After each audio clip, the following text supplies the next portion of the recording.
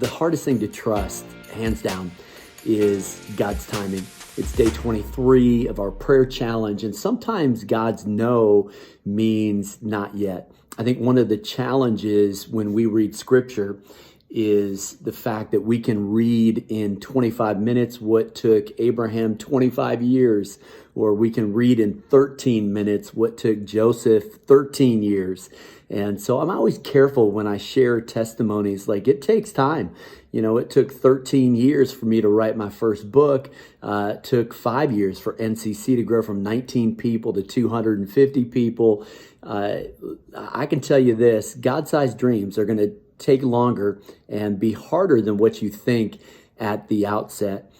Give you a little fun backstory.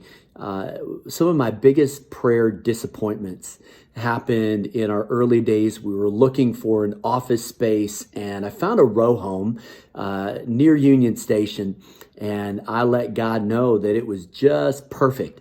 And so we put together an offer sheet, and the night before, someone beat us to the punch. I remember being so disappointed, and then found another row house, same thing, and someone beat us to the punch the night before. And I was about ready to give up. And then one day I'm walking by 205 F Street, no for sale sign, just feel this prompting that I need to call the owner who I'd met a year before. Wasn't even sure I remembered his name right. And so found his name in the phone book, called him up, said, "Hey, I don't know if you remember me, pastor of the church that meets at Union Station." He said, "I was just thinking about you." He said, "I want to sell my row house, but wasn't sure how to get a hold of you. Wondered if you might be interested." One of those, let me pray about it, yes moments.